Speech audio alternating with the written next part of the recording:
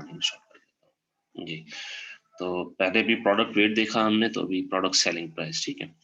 तो product selling price भी बहुत मायने रखती है। जैसे ही once you know the selling price of your competitors, you can compete with them by selling at a lower price whilst earning a good profit margin.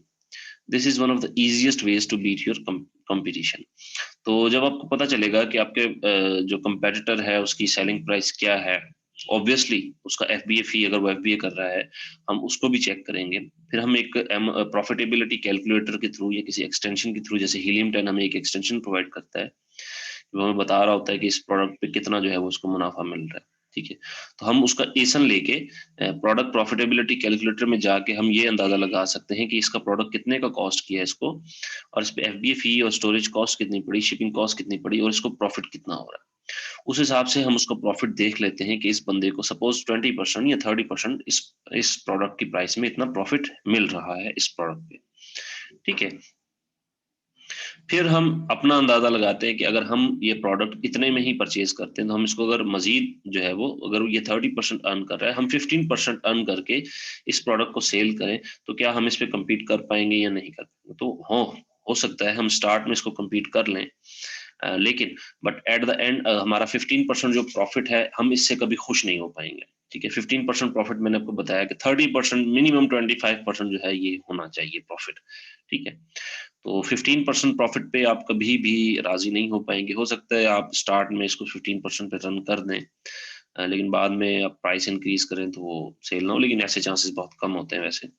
लेकिन फिर भी ये वो चीजें हैं जिनको हमने जहन में अपने रखना होता है कि हम जब प्रोडक्ट की प्रॉफिट कैलकुलेटर हम बना रहे होते हैं, तो देख रहे होते हैं कि अगर हमारा, फिर हम या तो प्रोडक्ट इससे भी मजीद सस्ते में परचेज करें, तो फिर हो सकता है हम उस पर मजीद बेहतर जो है वो अर्न कर सकें। क्योंकि अगर हमारी कॉस्ट भी उतनी होगी जितनी उसकी कॉस्ट है, वो तो एक स्टेबल है, ठीक है, उसने अपना रिटर्न शायद निकाल लिया हो, हम तो अभी अपना रिटर्न भी निकालने वाले हैं, मतलब रिटर्न ऑन इन्वेस्टमेंट। तो ये सारी चीजें, काफी चीजें जो हैं ये बिरोकार लाई जाती हैं, इनको देखा जाता है, इनको परखा जाता है, फिर जाके कुछ फैसले जो है वो किए जाते हैं। Price consistency.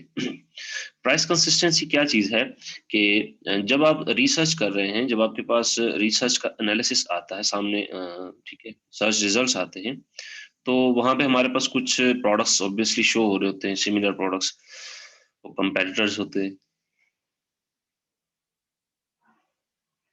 नंबरिंग वाइज जो है वो हमारे पास शो हो रहे होते हैं। हम ये देखते हैं कि क्या इन प्रोडक्ट की प्राइस कंसिस्टेंट है या नहीं है। ऐसा तो नहीं है कि कोई प्रोडक्ट जो है वो $20 में बिक रहा है और दूसरा प्रोडक्ट जो है वो $9 में बिक रहा है, ठीक है, तो मतलब प्राइस कंसिस्टेंसी नहीं होगी, ये थोड़ा सा अजीब हो जाएगा। तो हमने ये भी देखना होता है। हाँ, इस चीज को ना भूलिएगा कि बाजू का इस तरह होता है कि कुछ बंडल सेल हो रहे होते हैं तो उनकी प्राइस ज्यादा होती है, लेकिन एक सिंगल जो है प्रोडक्ट, उसकी प्राइस और होती है। तो इस चीज को भी जो है हमने देखना होता है। ऐसा नहीं कि हम ये सोचेंगे ये $20 है और ये $10 है, तो वाकई $20 का और $10 का सेल होगा। हो सकता है कि वो बंडल में $20 में सेल होगा। तो इस चीज को भी हमने देखना होता है, मतलब हम उसकी लिस्टिंग पे जाके उसको चेक कर सकते हैं इस चीज को। If there is an increase or decrease in the price of the product, it can mean that there is less demand or more demand for the product. तो प्राइस कंसिस्टेंसी भी हम देखते हैं। एक तो ये प्राइस कंसिस्टेंसी, और दूसरी प्राइस कंसिस्टेंसी ये है कि हम उस प्राइस, उसकी हिस्ट्री चेक करते हैं उस प्रोडक्ट की, कि उस प्रोडक्ट के पिछले 60 दिन में या 90 दिन में प्राइस की कंसिस्टेंसी क्या रही, क्या वो कम होती रही, क्या वो बढ़ती रही। अगर वो कम हुई है तो उसकी सेल इंक्रीज हुई, अगर वो बढ़ी है तो उसकी सेल इंक्रीज हुई या कम हुई, मतलब ये पहलू हमने कुछ इनके देखने होते हैं उसकी प्राइस हिस्ट्री में जाके। इससे हमें अंदाजा होता है कि किसी प्रोडक्ट की डिमांड ज्यादा है या नहीं है। नेक्स्ट है number of sellers under listing, कि एक लिस्टिंग में सेलर्स कितने मौजूद हैं, मतलब ये जो मीटू वाला हिसाब होता है, ब्रांड्स जो सेल कर रहे होते हैं, उसी एक ही लिस्टिंग में कितने लोग उसके साथ चिपके हुए हैं। So if the product already has a good number of sellers, then it will be hard for you to compete with them. The lesser the competition, the higher the chances of you coming out on top.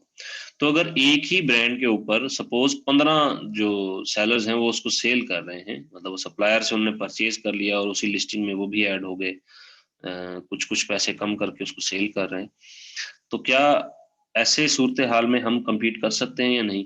तो अगर एक ही listing पे इतने सारे लोग चिपके हैं और उसके अलावा और भी सिमिलर प्रोडक्ट्स अवेलेबल हैं, तो इसका मतलब है वहां पे कंपटीशन बहुत ज्यादा है। ठीक है।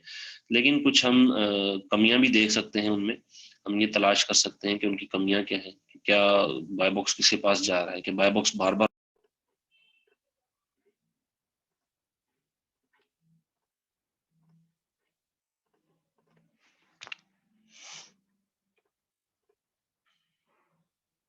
जी सॉरी, थिंक इंटरनेट जो है वो डिस्कनेक्ट हो गया था किसी वजह से। तो अगर बाय बॉक्स बार बार रोटेट होता जा रहा है तो उसका मतलब ये है कि आपस में वो एक दूसरे से लड़ झगड़ रहे हैं कि बाय बॉक्स उनको मिले, बाय बॉक्स उनको मिले। तो बाय बॉक्स की जंग लगी हुई है, वो आपस में एक दूसरे पे जो है वो ऑब्वियसली काम कर रहे हैं, तो इसका कंपटीशन चल रहा है, ठीक है, लड़ाई चल रही है। फिर उसके अलावा भी देखेंगे कि किस तरह जो है वो ये सारा काम, तो जितना कम कंपटीशन होगा उतनी ही ज्यादा हमारे चांसेस होंगे कि हम उस प्रोडक्ट में टॉप पर आ सकें, ठीक है। ऐसा नहीं है कि कंपटीशन बहुत ज्यादा है, आप कहें जी मैं तो घुस जाऊंगा किसी न किसी तरीके से, अल्लाह मालिक, ऐसा नहीं होता कभी भी, ठीक है। अल्लाह उनका भी मालिक है, वो भी बैठे कमाने के लिए बैठे हैं, और हलाल कमाने के लिए बैठे हैं। तो हमें फिर स्ट्रेटजीज बनानी होती है, हमें फिर ये चीज देखनी होती है कि अगर कंपटीशन ज्यादा है तो उस कंपटीशन में ये भी देखा जाता है कि ऐसे लोग जो बेच ही नहीं रहे, मतलब उनकी लिस्टिंग्स ऐसी ही पड़ी हुई है, छोड़ के चले गए, ऐसे भी कई लोग होते हैं, उनको भी हमने एक्सक्लूड करना होता है, फिर इस चीज को देखना होता है। इसके बाद आ जाता है सीजनल। सीजनैलिटी हमने देखनी होती है प्रोडक्ट की, कि क्या प्रोडक्ट सीजनल है या टिपिकल है, ठीक है। टिपिकल का क्या मतलब होता है, टिपिकल के जो 12 महीने सेल हो सके, ठीक है। ऐसा नहीं है कि उसके लिए कोई खास वक्त चाहिए, कोई खास सीजन चाहिए कि गर्मी का सीजन आए या बाहर का सीजन आए या सर्दी का सीजन आए तब भी बिकेगा, या क्रिसमस का इवेंट आए या ईद आए, कुछ बारात आए तो तब बिकेगा, ठीक है। सो सीजनैलिटी जो है वो हमने इसकी देखनी होती है। There are sellers who make good sales during season, for example during the world cup there will be a great demand for jerseys, so sellers can sell jerseys at a considerable rate and people will buy them, ठीक है। तो अगर हम seasonal पे काम कर रहे हैं तो सीजनल वाला जो बात मैंने आपको की है ये हम तब करते हैं जब हम एक एक्सपीरियंस सेलर हो जाते हैं तब, ठीक है। जब हम एक एक्सपीरियंस बंदे हो जाते हैं कि हम अपना प्रॉफिट कमा रहे हैं, हम अपना प्रोडक्ट बेच रहे हैं, हम अमेजोन पर काम कर रहे हैं पहले से, ठीक है। अब कोई सीजन आने वाला है या कुछ इस तरह का आने वाला होता है तो हम एक प्रोडक्ट जो है वो हंट करके सीजन वाइज उसकी कुछ क्वांटिटी अपने पास मंगवा के तो कुछ अर्न करने के लिए उसको सेल कर देते हैं, ठीक है। लेकिन नॉर्मली हम जो प्रोडक्ट हमने देखना होता है वो हमने टिपिकल ढूंढना होता है, हमने ऐसा प्रोडक्ट देखना होता है जो हर वक्त जो है वो हर महीने मतलब 365 दिन जो है वो बिक सके, ठीक है। उसके लिए किसी खास इवेंट की जरूरत ना हो, किसी खास सीजन की जरूरत ना हो, दैट इज सीजनलिटी, ठीक है। इसके बाद आ जाता है एफबीएम हजमत। अच्छा, हजमत क्या होता है? हजमत ये होता है कि ऐसे प्रोडक्ट्स जो डेंजरस हों, जिनको रखना डेंजरस हो या जिनको डिलीवर करना डेंजरस, जैसे बैटरीज हैं, ठीक है। मोबाइल फोन की बैटरीज हैं और लैपटॉप्स की बैटरी हैं, इनको स्टोर करना भी डेंजरस होता है, ये फट जाती हैं, लीक हो के फट जाती हैं, और डिलीवर करना भी थोड़ा सा डेंजरस होता है, या कोई फूड आइटम भी हो सकता है, ठीक है। तो hazmat must be submitted for the set of products that are declared dangerous to store and deliver, ठीक है। तो ऐसे प्रोडक्ट्स के लिए जो है वो हजमत जो है वो डिलीवर करना होता है, हजमत जो है वो प्रोवाइड करना होता है, सबमिट करना होता है अमेजोन को। तो हमने ये भी देखना है कि क्या हम जो प्रोडक्ट हंट कर रहे हैं, हम जो प्रोडक्ट रिसर्च कर रहे हैं, कि क्या वो इस तरह का प्रोडक्ट तो नहीं है कि जो एक डेंजरस कंसिडर किया जाता है, जिसके लिए जो है वो हमें कोई एक्स्ट्रा जो है वो एक सबमिशन, जैसे हजमत है, इसको ये एक डॉक्यूमेंट होता है, इसको जो है वो सबमिट करना पड़ेगा। So it could be the daily use of product such as laptops and mobile which have a slight chance to explode and put people as well as resources at high risk. तो वही चीज जो मैंने आपको बताई कि mobile phone की battery या लैपटॉप की बैटरी या मोबाइल फोन खुद ऑब्वियसली उनके अंदर बैटरीज होती है, तो वो ब्लास्ट कर सकते हैं, ठीक है, एक्सप्लोड हो सकते हैं। तो इस चीज को भी हमने कंसिडर करना होता है कि क्या इसके लिए हमें कोई इस तरह का काम तो नहीं करना। अगर हम किसी प्रोडक्ट को देख रहे हैं तो क्या उसके लिए हमें कोई क्या कहते हैं, अमेजोन से अप्रूवल की जरूरत तो नहीं है, या अगर हम किसी ब्रांड को बेचने जा रहे हैं तो क्या हमें उस ब्रांड से इजाजत लेने की जरूरत तो नहीं है। ये वैसे मुझे बताना तो नहीं चाहिए आपको ये सब चीजें, ये हमने डिस्कस भी की हैं शुरू से, तो इनको भी कंसिडर करना होता है, इनको भी हमने देखना होता है, ये भी क्राइटेरिया होता है। Cash to compete. Cash to compete का क्या मतलब है कि हम इस चीज का अंदाजा लगाएं कि जो हमारे टॉप सेलर्स हैं, ठीक है, वो अपना बिजनेस जो है वो सक्सेसफुली रन कर रहे हैं, ठीक है। तो हम, अगर हम भी अपना बिजनेस अपने कंपेटिटर के साथ ही रन करना चाहते हैं, मतलब कितना इन्वेस्टमेंट हमें उसके लिए रिक्वायर होगा कि हम उसमें कैश उस पर कैश जो है वो इन्वेस्ट करें और उसके साथ compete कर सकें. So that is cash to compete. So you can estimate the amount of investment that the top sellers put in to successfully run their Amazon FBA business. So to compete with them, you need to invest a similar amount and invest wisely. ठीक है, हमें इस चीज का भी अंदाजा लगाना होगा कि हमारा जो कंपेटिटर है उसने लगभग कितनी इन्वेस्टमेंट की होगी अपने एक प्रोडक्ट को सक्सेसफुली रन करने के लिए. क्योंकि अगर हम भी सिमिलर प्रोडक्ट जो है वो बेचना चाह रहे हैं तो हमें भी तकरीबन उसके आसपास की कोई रकम जो है वो इन्वेस्ट करनी होगी और उसको अच्छे से इन्वेस्ट करना होगा ताकि हम भी उसमें उसको अच्छे से बेच सकें, उसमें प्रॉफिट हासिल कर सकें और हम भी एक टॉप सेलर जो है वो बन सकें. ठीक है, that is cash to compete. हम इसकी इन्वेस्टमेंट का अंदाजा किस तरह लगा सकते हैं, ये मैंने आपको पहले भी बताया है. हमारे पास सपोज हमारे पास एक सेल प्राइस आ गई, एक एस्टिमेटेड सेल्स आ गई. ठीक है, एक महीने की एक एस्टिमेटेड सेल्स आ गई, तो हमने उसको जो है वो अपने पास ले लिया, उस पर एक मल्टीप्लाई किया, दैट इज रेवेन्यू. रेवेन्यू में से हम कॉस्ट निकाल देते हैं. ठीक है, कॉस्ट निकाल देते हैं, एफबीएम फी निकाल देते हैं, तो हमारे पास एक प्रोडक्ट की कॉस्ट आ जाती है. हम ये देखते हैं कि इसके पास यूनिट्स कितने हैं. ठीक है, तो कुछ ऐसे एक्सटेंशंस, कुछ ऐसे सॉफ्टवेयर भी हैं जो हमें ये बता देते हैं कि जो सेलर है उसके पास स्टॉक कितना अवेलेबल है. ठीक है, तो स्टॉक एबिलिटी जो है वो हमें वो भी पता चल जाती है. उससे हम उसकी कॉस्ट को मल्टीप्लाई कर देते हैं स्टॉक के साथ, तो हमें पता चल जाता है कि उसका ये कितनी इन्वेस्टमेंट इसको पड़ी है सपोज. फिर हम ये देखते हैं कि उसका पीपीसी पर कितना खर्चा हुआ, ये भी हम अंदाजा लगा सकते हैं कि वो स्पेसिफिक प्रोडक्ट किस किस कीवर्ड पर जो है वो पीपीसी कर रहा है, स्पॉन्सर्ड कर रहा है. ठीक है, और उस कीवर्ड पर उसके पर जो है वो प्राइस कितनी है. ठीक है, तो सपोज अगर $5,000 आपने इन्वेस्ट किया है तो $5,000 ही हमारा जो है वो तकरीबन पीपीसी पर भी लग जाता है. ठीक है, सो इस हिसाब से हमने इसको कैलकुलेट करना होता है, ये भी हम कैलकुलेट करेंगे. एफबीए कैलकुलेटर और प्रॉफिट मार्जिन. इसके बाद जो चीज आ जाती है दैट इज एफबीए कैलकुलेटर और प्रॉफिट मार्जिन, कि हमारे पास जो है अमेजोन के एक एफबीए कैलकुलेटर मौजूद है. हम उसी के थ्रू जो है वो किसी प्रोडक्ट का देख सकते हैं कि उसकी कॉस्ट क्या है, उसकी शिपिंग कितनी है, उस पर अमेजोन एफबीए फी कितनी चार्ज कर रहा है और हमें प्रॉफिट उस पर कितना हो रहा है. After considering the cost of buying the product, packaging and shipping, and the selling price, you can calculate the profit margin that you will make on a product. If that margin is high enough, with increasing sales, you can make a good amount of revenue. तो पहली चीज हमने obviously product की cost जो है वो निकाल ली, फिर हमने उसको पैकेजिंग की कॉस्ट निकाल ली. ऑब्वियसली पैकेजिंग की कॉस्ट का मतलब ये है कि जब हम अपने सप्लायर से बात कर रहे होते हैं तो हमने उसको अलग अलग हर प्रोडक्ट को पैकेज करवाना होता है. ठीक है, लेबलिंग वगैरह करवाने, पैकेजिंग और लेबलिंग, इसकी एक कॉस्ट हो गई. फिर शिपिंग की कॉस्ट है कि वो वहां से प्रोडक्ट जो है वो अमेजोन के वेयर हाउस तक जो आएगा, ये भी कॉस्ट हमने निकाल ली. ये हमारे पास कॉस्ट आ गई और हमने ये भी तय कर लिया कि हमने इस प्रोडक्ट को कितने में बेचना है, मतलब एक अंदाजा लगाया कितने में हमने बेचना है. जब ये हमारे पास प्राइसिंग आ गई तो हम क्या करेंगे, हम एफबीए कैलकुलेटर पे जाएंगे, वहां पे अपने प्रोडक्ट की कॉस्ट देंगे. ठीक है, शिपिंग कॉस्ट देंगे. ठीक है, प्रोडक्ट की कॉस्ट में प्रोडक्ट और पैकेजिंग दोनों शामिल हो सकते हैं, या प्रोडक्ट, पैकेजिंग और शिपिंग तीनों शामिल हो सकते हैं. लेकिन हमारे पास शिपिंग का कॉलम एक अलग से होता है, तो हम उसमें फी प्रोडक्ट की शिपिंग जो है वो कैलकुलेट कर सकते हैं. ये जो प्रोडक्ट की शिपिंग होती है, ये जो कार्टन होता है और कार्टन और उसके वजन के हिसाब से कैलकुलेट की जाती है. ठीक है, सपोज अगर $2 1 किलो पर बेचा जा रहा, मतलब भेजा जा रहा है, और उसकी डायमेंशन जो है वो कुछ भी है, तो उसके डायमेंशंस को देख लेते हैं, उसके डायमेंशन से हम कैलकुलेट कर लेते हैं कि इसका जो है वो $4 में ये एक कार्टन जो है वो जा रहा है, लेट्स से, और इसका वजन जो है वो 1 किलो है या 2 किलो है. तो हम देखते हैं हमारे प्रोडक्ट का वजन कितना है, सपोज 500 ग्राम है, मिसाल दे रहा हूँ. इसका मतलब है कि $1 एक प्रोडक्ट पे जो है वो शिपिंग कॉस्ट बन गई. हम मतलब ये निकाल लेते हैं, ये भी हम निकालेंगे शिपिंग कॉस्ट के, किस तरह निकालते हैं ये भी मैं आप लोगों को बताऊंगा.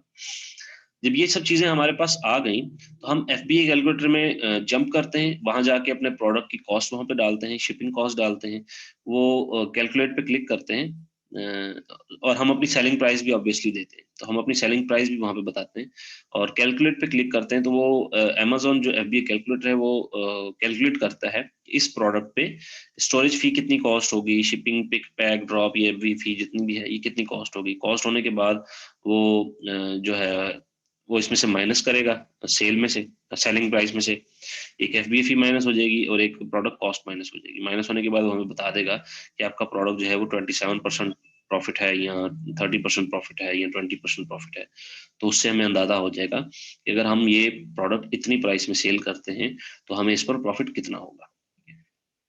सो द रीजनेबल इज 25%, 25% से नीचे नहीं आना चाहिए। इसके बाद आ जाता है keyword search terms per month, ठीक है। The product being sold by the top sellers will have specific keywords.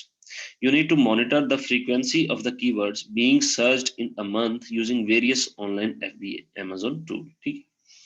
तो जो कीवर्ड सर्च टर्म है, एक महीने में एक आपके कंपेटिटर की, हम अपने कंपेटिटर को स्पाई मोड में रख लेते हैं, हम उन पे नजर नजर लगा के बैठ जाते हैं, ठीक है, साथ साथ कि वो कौन से कीवर्ड्स जो हैं वो यूज कर रहे हैं, कौन से कीवर्ड्स पर वो पीपीसी कर रहे हैं, किस तरह की वो स्पॉन्सरशिप कर रहे हैं, उनकी सेल्स किस तरह जा रही है, उनकी प्राइसिंग कम हो रही है, बढ़ रही हैं, ठीक है। जब हम ये स्पाई मोड ऑन करते हैं तो एसन के थ्रू, तो हमें इन सब चीजों का जो है वो अंदाजा हो जाता है, हम उनमें से कीवर्ड्स भी निकाल लेते हैं जो वो जिस पर वो काम कर रहे होते हैं। तो इसको भी हमने पर मंथ के हिसाब से मतलब ये देखना होता है जब हम अपने प्रोडक्ट को लॉन्च करते हैं, उसके बाद की मैं बात कर रहा हूँ, ठीक है। सॉरी, लॉन्च करने से पहले की बात कर रहा हूँ। प्रोडक्ट साइज, ये वही प्रोडक्ट वेट और प्रोडक्ट साइज की बात आ गई कि you can have a look at the size of the products that the top sellers are selling to have an idea of the average product size that you can sell to have a good conversion rate, ठीक है, कि कितना जो है वो आपके product का size होना चाहिए कि आप उसको अच्छे से बेच सकें और लोग उसको अच्छे से ले सकें, आपका कन्वर्जन रेट अच्छा हो सके, जो आप टॉप सेलर्स में भी आ सकें और आपको एक अच्छा जो है वो रेवेन्यू भी कमाने को मिल सके। So that is product size. अच्छा, अब मैं आप लोगों से जो है वो लूंगा क्वेश्चंस, ठीक है, जो भी आप एक दो दिन में हमारे क्वेश्चंस नहीं हुए, कंफ्यूजन जो थी आप लोगों की, अब वो हम आज के सेशन में क्लियर करेंगे। तो जिस जिसको अब माइक ओपन करना है वो हैंड रेस कर ले, जिस जिसने चैट में बताना है वो चैट में बताए, तो मैं उनको रिप्लाई करता हूँ।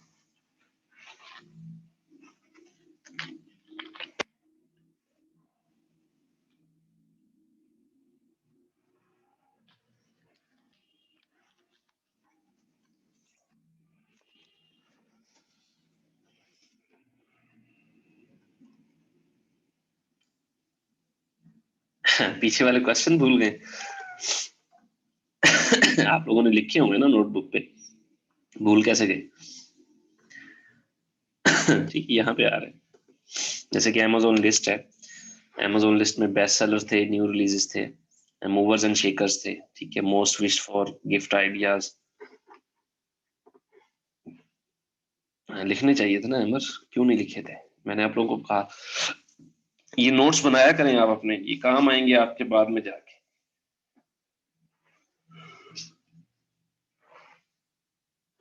चलिए अब थोड़ा जहन पर जोर डालें और सोचें। अगर और किसी का कोई सवाल है तो वो भी पूछ सकता है मुझसे। अब रऊफ, आपका कोई सवाल हो? अमर, आपने तो कह दिया, मुझे भूला हुआ है। फरीद आपका, साद आपका, किसी का कोई सवाल?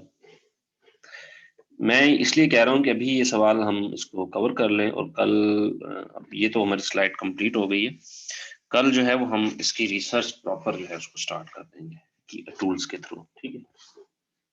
मतलब ये जो चीजें अभी हमने सीखी कि क्या क्या हमने अपने प्रोडक्ट के लिए सोचना होगा, क्या क्या उसमें देखना होगा, किस किस चीज को कंसीडर करना होगा, ये अब हमें पता है, ठीक है। इनको आप अच्छे से नोट डाउन कर लें, इनको आप अच्छे से समझ लें। कल जब हम इसको स्टार्ट कर रहे होंगे तो हमने इन चीजों को पहले से ही देखना है, फिर जो है वो प्रोडक्ट पे आगे मजीद रिसर्च के लिए जाना है, ठीक है। आप हैंड रेस कर देते ना, मैं आपको अनम्यूट कर देता। बिल्कुल, कल तो फिर ऐसा हुआ ना कि मैं वहां पर था और सेशन तो मैंने करना था बाद में, लेकिन वो हो नहीं पाया सेशन। मैं लैपटॉप था, मेरे लैपटॉप की बैटरी एंड हो गई थी वहां पे और लाइट का इशू था।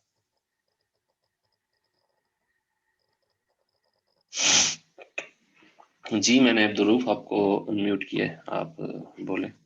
अस्सलाम वालेकुम सर। वालेकुम अस्सलाम।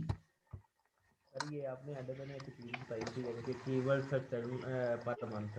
सर वो आपने ये बताया था कि हमें ना यानी कि हम अपना जब प्रोडक्ट लॉन्च करने से पहले अपने कॉम्पिटिटर पर नज़र रखते हैं यानी कि इसकी क्या सेलिंग है, क्या इसके रिव्यू हैं।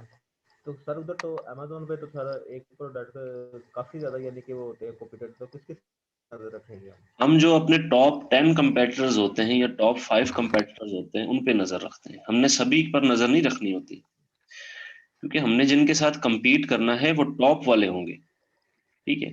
तो टॉप 10 को हम कंसीडर करते हैं और उनमें से हम 5 या 7 कंपेटिटर्स को चूज कर लेते हैं, ठीक है, और उन पर जो है वो अपनी नजर गाड़ लेते हैं, ठीक है, और उन्हीं से जो है वो अपने काम निकाल रहे होते हैं। समझ आ गई? जी सर।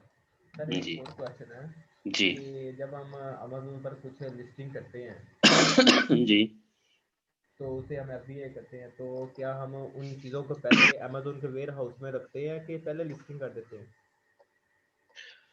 देखिए, जब हम अपनी लिस्टिंग क्रिएट करते हैं, उसको एफबीए करते हैं, वो हमारी लिस्टिंग तो बन जाती है, ठीक है, वो प्रोडक्ट लिस्ट तो हो जाता है, लेकिन जब तक हमारा वो स्पेसिफिक प्रोडक्ट जिसकी हमने लिस्टिंग बनाई है वो अमेज़न के वेयर हाउस में नहीं पहुंचती, अमेज़न उसको पब्लिश नहीं करेगा,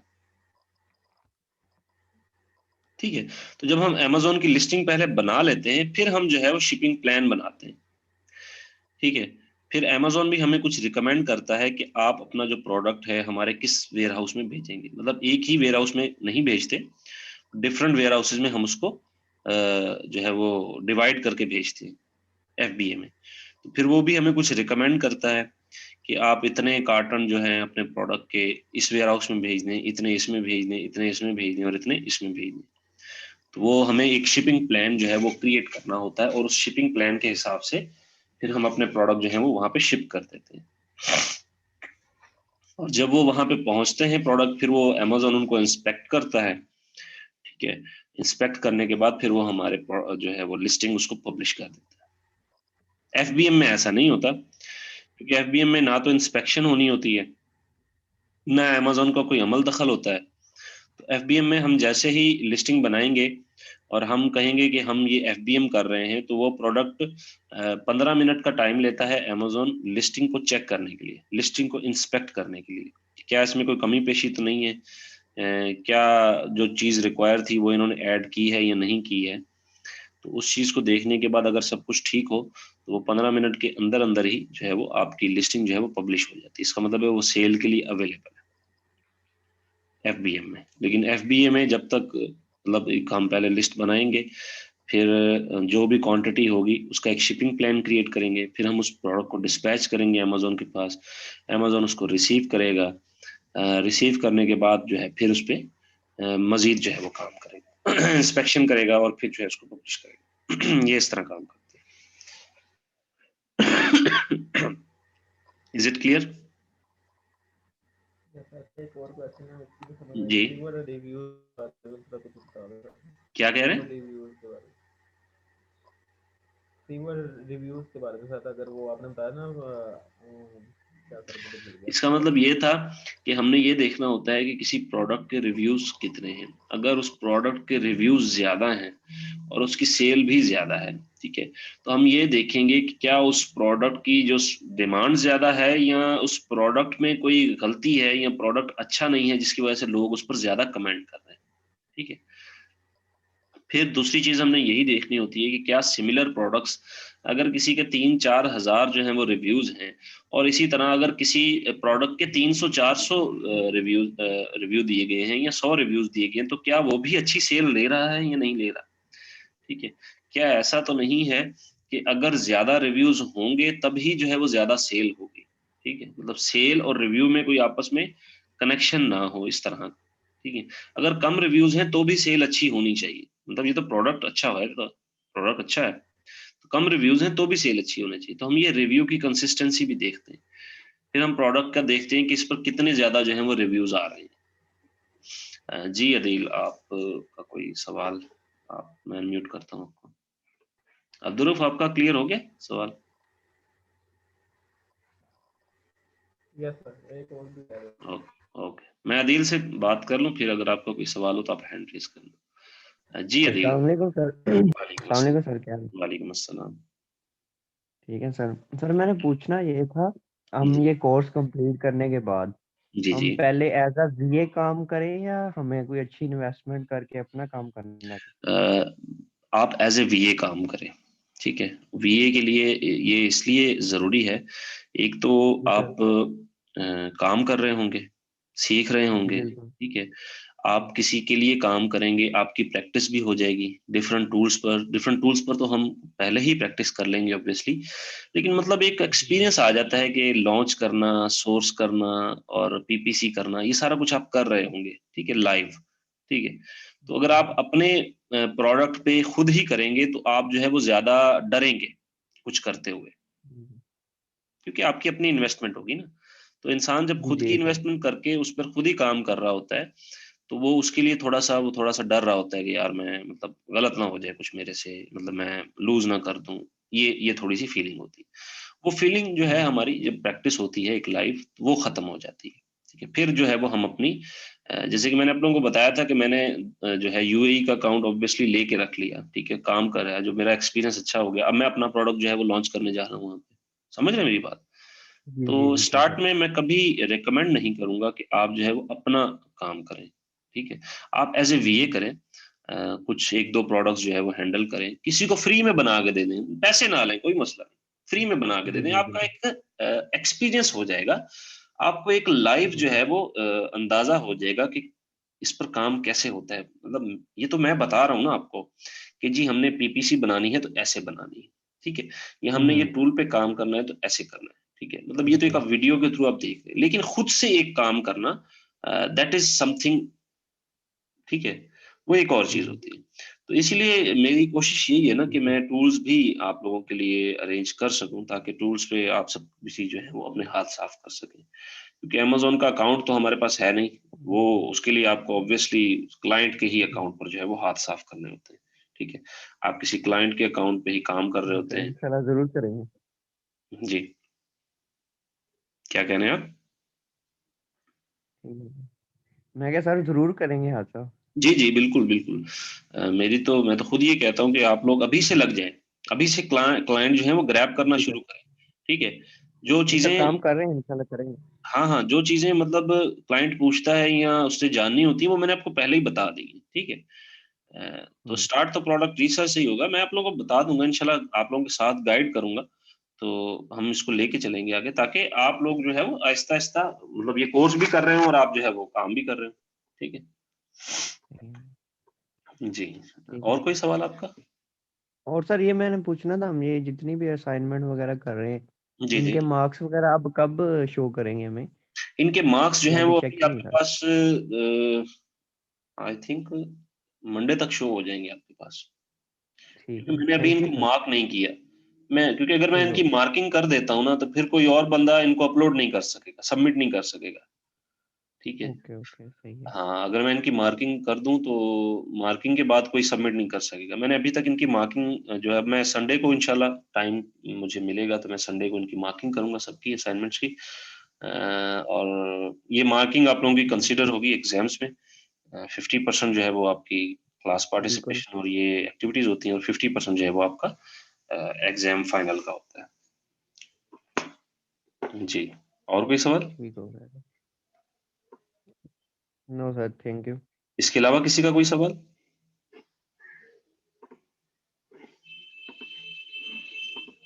एनीवन एल्स?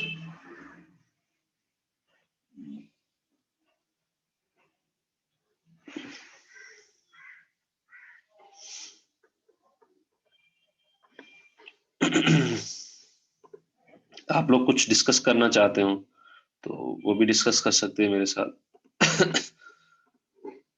हमारे पास भी काफी टाइम है, वैसे आज जुमा है तो हम थोड़ा सा अर्ली इसको क्लोज करते हैं। ये स्लाइड्स वगैरह मैं आपको ग्रुप में सेंड कर देता हूँ, ठीक है। और लेक्चर्स जो हैं वो एज यूजुअल रिकॉर्डिंग में अपलोड हो गए हैं। अगर किसी को नेट का इशू आया, वो नहीं समझ पाया या वो दोबारा इसको देखना चाहता है या चाहती है, तो they can access that from mega drive, ठीक है, तो वहां से एक्सेस कर सकते हैं, ठीक है।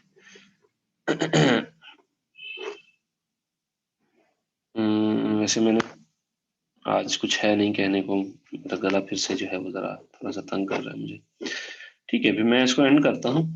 लेकिन आप लोगों के लिए एक्टिविटी के हवाले से मैंने बात करनी थी कि